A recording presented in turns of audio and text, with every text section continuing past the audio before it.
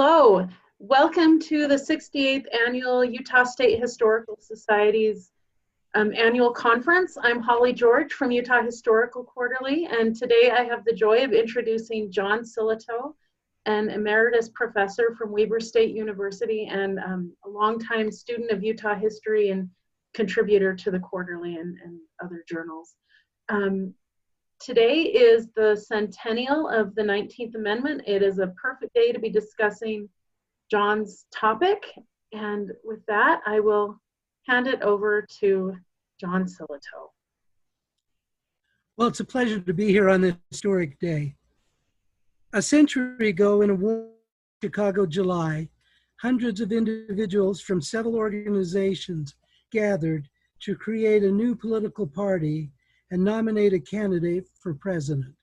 Among them was the Nonpartisan League, single taxers, and radical World War I veterans. Central to creating the new party, however, was the Committee of Veterans of Theodore Roosevelt's 1912 Bull Moose movement and the National Labor brainchild of the Chicago Federation of Labor. They met separately at first, but with an eye to combining forces.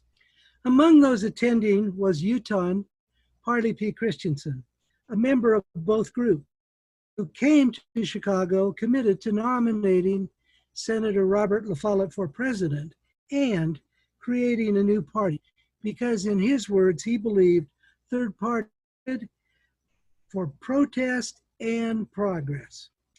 Today, I want to tell you a little bit about Parley P. Christensen, how he came to be nominated for president, and the nature of the campaign. For a time, the 48ers and the laborites worked in concert, and it appeared they would amalgamate. Various candidates for president were touted, including La Follette, William Randolph Hearst, Henry Ford, and Jane Addams. The permanent chair of the Joint Convention was Parley Christensen, who initially had chaired the Committee of 48 deliberations, where his skill at wielding the gavel, combined with his ability, despite the heat, of appearing each day in a crisp, white Palm Beach suit, gained notice. The Chicago Tribune reported that this 6-foot Westerner assumed the chair and with a voice that carried conviction announced, "I'm going to be considerate, but I'm going to handle this bunch." And while unknown nationally, Christensen had a long Utah political career.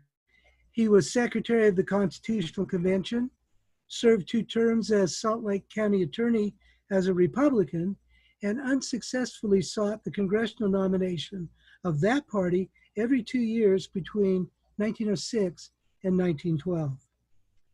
Sensing he had no future in the Reed-Smoot-controlled Republican Party, he moved from Bull Moose progressive to Democrat, then was a founder of the Utah Labor Party in 1919. Thus, his presence in Chicago was logical and predictable. Ultimately, a large part of the Committee of 48 bolted, charging that the gathering had become too radical. Other 48ers joined the Labor Party convention. When La Follette declined to accept a nomination, many eyes turned to the tall, white-clad Utahn, and at 2:25 a.m.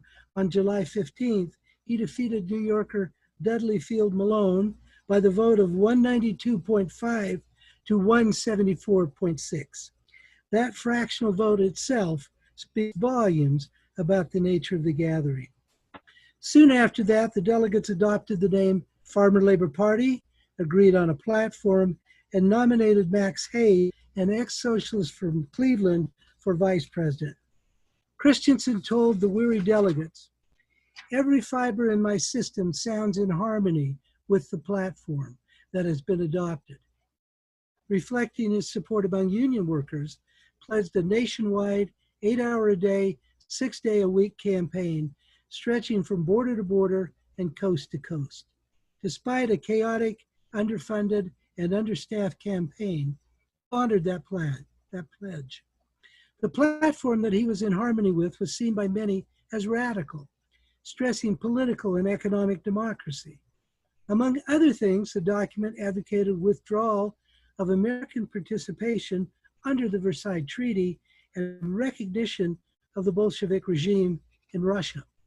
The platform also advocated democratic control of industries, public ownership of all public utilities and natural resources, the right of labor to organize, the right of all workers, including government workers, to strike, the 8-hour day, old age pensions, unemployment compensation, abolition of child labor under 16, equal pay for equal work between men and women, and equal 19th Amendment. Christensen returned to Salt Lake, where supporters escorted him from the train station to the home he shared with his mother, Sophia, at 1300 South and 11th East. When asked by reporters if she thought her son would be elected, Sophia laughingly exclaimed, "Please fan me." Her remark made newspapers throughout the nation. The Salt Lake Tribune commented that the nominee talked freely about most everything and is the same Parley who left for the Chicago convention. That evening, 300 of his supporters paraded down Main Street from South Temple to the City and County building, where they were met by another 200. The Salt Lake Tribune assured its readers there were no red flags in sight, just Old Glory. After the playing of the national anthem, Christensen told the crowd that no one has more real respect and more real love for the flag than he did, assuring the crowd that he was not a socialist, an anarchist, a Bolshevik, or an IWW. He further declared that the Farmer Labor Platform is a 100% American effort to restore to the people the right to govern themselves and to participate in the management of their economic and political life. The nominee characterized the convention that nominated him as an expression of the feeling throughout the country that the people are done with the old parties and that they are determined to have a new deal, a square deal, and that the only way to get it was to elect a government free from Wall Street control. 3 days later, after posing with his mother for newsreel cameras, he left for Chicago to map out plans for the campaign. What emerged from those meetings was a threefold strategy. First, advocate several important major issues. Second, rely on newspaper coverage to place him before the public. Finally, develop a comprehensive examination of his views in several major public appearances. Christensen called the League of Nations nothing more than an attempt to establish an international bankers' Soviet seeking to control finance, profits, and trade. The major parties, he contended, were using this issue to divert the American people from the crucial economic issues they faced. Instead, Christensen advocated an international League of Labor, where working people had a say in the decisions that affected their lives, bringing together the United States, Germany, Austria, England, France, Italy, and Russia also. Christensen recognized that the decisions taken by the victors would be crucial in preventing another world war. Convinced that the future demanded cooperation between the United States and the Soviet Union, he advocated diplomatic recognition of the new Russian government, as well as an end to military intervention in that nation. Finally, ridiculing Woodrow Wilson, whom he had supported in 1916, Christensen declared he would make the world safe for democracy by making the United States safe for democracy. Another significant issue was the release of jailed socialist Eugene Debs from the federal prison in Atlanta, where he was serving a term for violating the Sedition Act and making his fifth campaign for the presidency. Christensen argued it was insane 2 years after the war was over that Debs remained confined behind prison walls. He asked Harding and Cox to join him in urging that Wilson release Debs, saying that he was stressing to begin his campaign while one of my opponents is in prison for no crime other than an honest public expression of his political views. He failed to receive satisfactory replies from either of the major party candidates, although this demand was covered widely throughout the country. A third important issue was political reform. He appeared before the Senate's Committee on Privileges and Elections, charging that both major parties were controlled by the interrelated corporate interests of this country, and that the only issue they had was to decide which of them will have the privilege of serving the combinations of capital that control both of them. He urged the committee to inform that no matter which of these two parties win, the government will remain in the hands of the combined capitalists and manufacturers continuously over the past 30 years.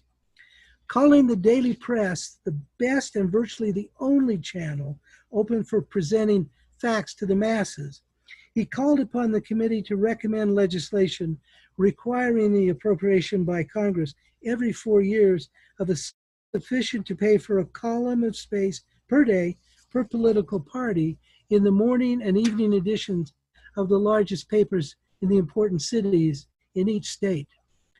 He believed this would assure that for a period of 2 months immediately preceding each presidential election, all political parties engaged in the campaign would be able to present their views equally. Obviously, the committee did no such thing.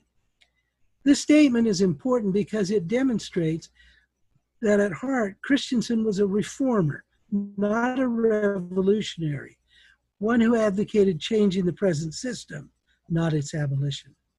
Two other issues of particular importance were women's suffrage and civil rights for American Blacks. In August 1920, he journeyed to Nashville, Tennessee to assist proponents of women's suffrage in their efforts to secure the final state necessary for ratification of the 19th Amendment. Christensen told the press that the real enemies were the major parties who did not genuinely support votes for women. And again, he called upon Harding and Cox to join him in Nashville to demonstrate their personal commitment to the cause. He pledged that if Cox and Harding can't get ratification done, he would. Christensen also called for full political and social equality for Blacks, urging them to renounce the Republican Party and affiliate with the Farmer Labor Party. I maintain that the Republican Party is not entitled to their vote because its heart is not really with their cause. There is in that party, he said, no passion for any kind of justice, whether it be social, political, or economic. The one thing that the Republican Party of today is faithful to is economic privilege.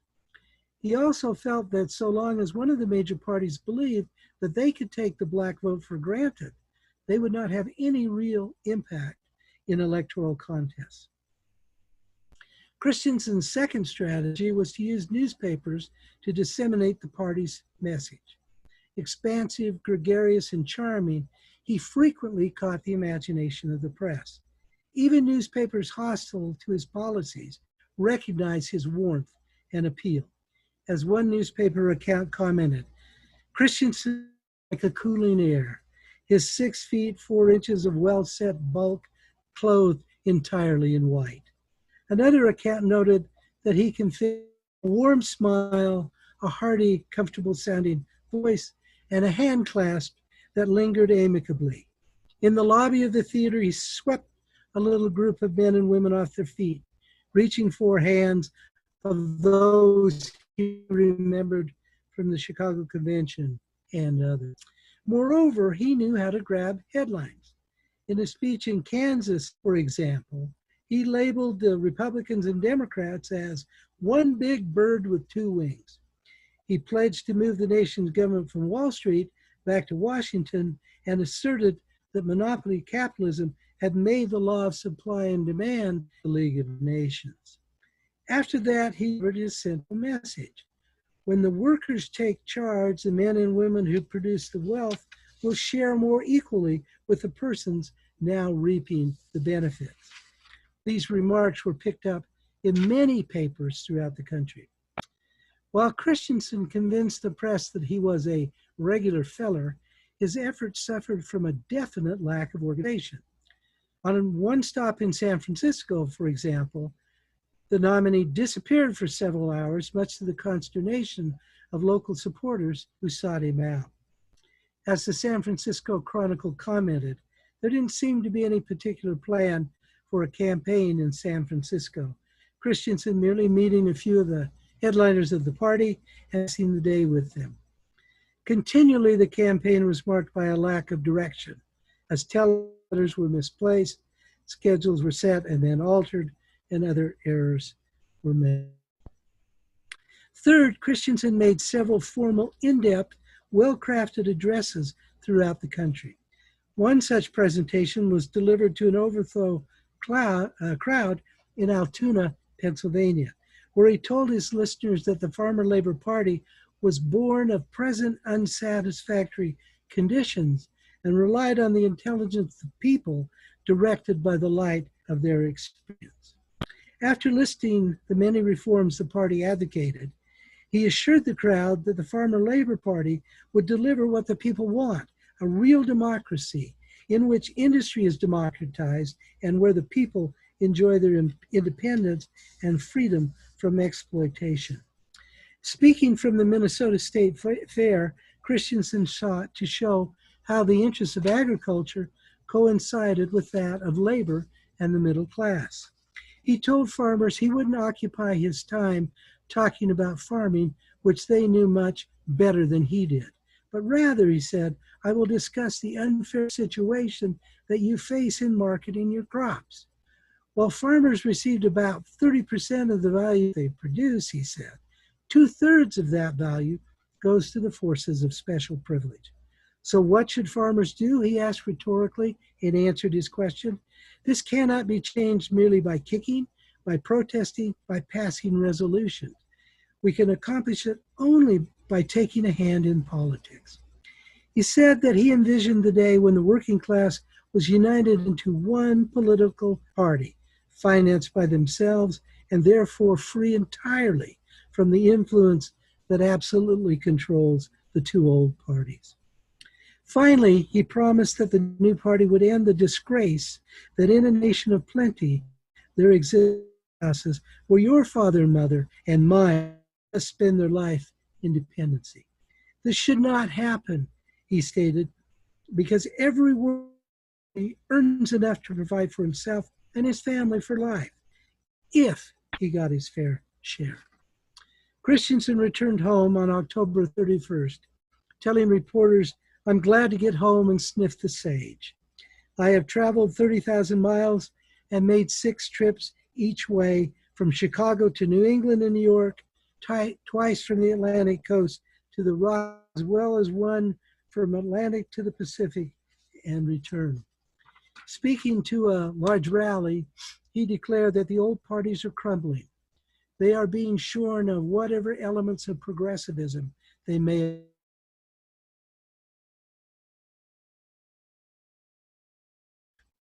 According to the Deseret News, he argued that all great reforms have been accomplished by new parties, saying that the Republican Party was born to abolish slavery, while the Farmer Labor Party was formed to abolish industrial slavery. On a crisp November election day, accompanied by his mother, the candidate drove a few blocks to 1329 Browning Avenue, where, following the usual preliminaries, Sophia cast ballot 410, that of the candidate being 411. The first time a woman had voted for a son for president. Christensen received 4,475 votes in Utah, a little over 3%, and was strongest in Weber, Salt Lake, and Carbon counties, garnering 3,849, with the additional 626 votes scattered. Nationally, Christensen was on in 19 states, receiving 265,398 votes, just shy of 1%. His best shows were in Washington State and South Dakota, where his 19% vote total was a close second, and Montana, the combined amount being 124,000 votes. 7 other states, including Utah, Indiana, New York, Iowa, Michigan, and Pennsylvania, accounted for another 125,000 votes, with the rest scattered among 9 states. After the election, Christensen spent 2 years abroad, meeting with Soviet leader V.I. Lenin and traveling 60,000 miles worldwide. Upon returning, he discovered that the new party was torn with factional strife over communist involvement and without influence. Nevertheless, he persisted. Where he supported La Follette's presidential candidacy in 1924, ran for U.S. Senator from Illinois as a progressive in 19, then resettled in Los Angeles, where he was part of the epic movement of Upton Sinclair, all the while still advocating a farmer-labor coalition. Eventually, he served 12 years on the Los Angeles City Council as a Franklin Roosevelt Democrat. When he died in 1954, his death attracted notice in papers throughout the country, including in his home state. It was a long constitutional convention to the corridors of municipal government in Los Angeles. He made many stops on that journey, and at each, in his own way, tried to make a difference. Thank you. Thank you, John. That was good. Let me reposition this so I don't have so much sun in my face. I have a few questions for you here. And okay. Thank you for that information about Parley P. So what caused his move leftward from the Republic? What caused his move leftward? Oh, well, he was frustrated. He couldn't get elected to anything. He had a very bright political career. After chairing the Constitutional Convention, he went to Cornell, where he got a law degree, came back in 1897. He was not quite active as in the Republican Party as a secretary and a chair, was elected to county attorney in Salt Lake County as a Republican, and appeared to have a very bright political future as a Republican. When he was defeated in 1902, he set his sights on another term as county attorney, which he won, and then he wanted to go to Congress. In those days, Utah only had one member of Congress. But the Republican Party was controlled by Reed Smoot, and Reed Smoot dictated who was going to be the nominee, and it wasn't going to be Christensen. And each time he ran, he was stymied in his efforts by Smoot's control. And so finally in 1912, he, along with many Utah progressives, joined the Bull Moose Party of Theodore Roosevelt, was elected to the state legislature in 1914 as a Democratic progressive, served that one term. It's the only 3 offices he was ever elected to: county attorney, state representative, and city council in LA. But the Bull Moosers all went back to the Republican Party. He didn't want to stay with the Democratic Party, so he moved and helped, as I said, create the Labor Party. In many ways, what he was experiencing, despite the specifics of being stymied by not having a place to go in the Utah Republican Party, what he was experiencing was typical of many progressives who seemed to move leftward. They'd initially been Republicans, many moved into the Bull Moose Party, and then some, not the majority, but some continued to move leftward into the Labor Party. You froze there. So one thing I noticed reading your paper was a lot of the planks, a lot of the things he stood on, the farmer labor stood on, were stuff that progressives and even populists have been asking for years at this point in 1920. How many of those now are finally, or should say, have gotten into the system? Well, a number of things have been achieved. 8-hour day, abolition of child labor, things like that. Most of those reforms obviously came not because of anything the Farmer Labor Party did, but most of them came during the New Deal of Franklin Roosevelt. And I think that ultimately became a strong New Deal. Many of those things, I think, are still yet to be adopted. Clearly, corporate control of politics and finance is something that continues into our time. Yeah. In some ways, the Farmer Labor Party represents an interesting interlude on the American left. 1920 is a crucial year. You know, we've just come out of a world war, survived a pandemic. 1920 is full of labor actions and strikes and racial clashes. The Socialist Party has largely been destroyed because it opposed World War I, even more particularly, which was just beginning to develop. And many American progressives and leftists didn't want to become socialists and didn't want to become communists. And they were looking for a political home. An editor in The Nation magazine said just that. This culmination, Christensen's culmination as a farmer laborite, is exactly what happened to me since I became a progressive 20 years before. So it kind of fit in an interesting niche in the time. And then while Parley was out, it got confused because the communists tried to infiltrate it, and basically it was a one-term party.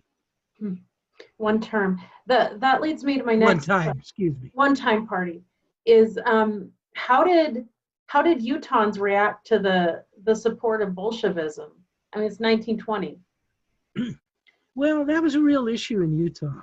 Utahns had experienced a lot with the IWW in the years prior to that, some big strikes. Obviously, the Joe Hill case was fresh in their minds. That's why Parley denied being an IWW. They had also seen during the Red Scare several Utah communists deported, and the party, the Farmer Labor Party, their offices were by the predecessors of the FBI under Hoover, J. Edgar Hoover, who copied their letters and their files and reported to the FBI who was a member of the party and what they were doing and where their money was coming from. The infiltrated wasn't that smart. He suggested Parley was a Swede, and as a good Dane, I'm sure he would have taken great offense at being classed as Swede. But Utahns were no more insulated or isolated from what was happening around the country, recognizing the numbers elsewhere were different. But Utahns had voted for the Socialist Party in significant numbers the first 2 decades, but the 20s were a dry period in Utah as it was nationally for radicalism. Yeah. And you mentioned that Parley had defended conscientious objectors up to Fort Douglas, or who were at Fort Douglas. Yeah, as an attorney, he had defended conscientious objectors who were imprisoned up there, many of whom, not all, but many of whom were IWWs. And that's why some critics, and including a couple of people in his party, left the party because they thought he was too close to the IWW. He was a civil liberties lawyer. He defended labor, he defended workers, he defended conscientious objectors. He felt like that was his duty. And one of the conscientious objectors many years ago, who's now long since dead, told me that he visited that camp almost every day. And he said, we got to know him very well, and we look forward to his daily visits. This was, of course, just before he was nominated. And he visited them to cheer them up, to plead their case? Cheer them up, took their legal cases, helped them with legal documents. know that somebody in Utah cared about what was happening to him. That's really interesting. Yeah. So another question I wanted to ask you is any parallels you see between the farmer laborites and Parley and today's 2020 growing progressive movement? Yeah. Well, there are a couple actually. The Farmer Labor Party as a national party declines in 1922, but it stays active in Minnesota in a slightly different fashion.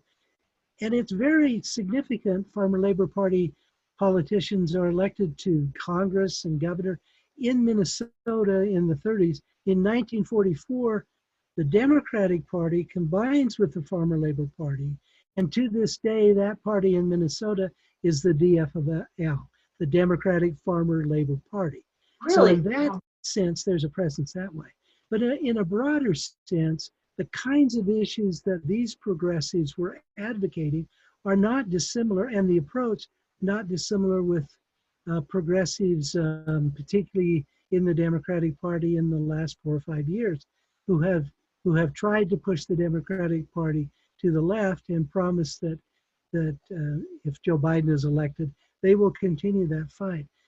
I like to think there's a kind of a long contact that goes all the way back, a kind of a direct line between what radicals were doing at any given time and throughout our history. That may be a little too metaphysical, but people were fighting the good fight then, just like they're fighting the good fight now. I like it. Any last words on Parley? No, not really. Other than I think he is somebody that needs to be thought of as somebody who wanted to change the world in which he lived. He had plenty of critics. He had plenty of people was be in the limelight. His own sister told me that. Parley enjoyed a crowd. He liked being in the limelight. And there was no doubt that he did. But he also fundamentally, in that 1920 election, that this equitable country where workers really had a say, not only in politics, but in their economic life. There was plenty of abundance in America, he believed, for workers to not have to economically. All right. Well, thank you very much, sir. That was very interesting. It's been my pleasure. Thanks, Holly. Thank you.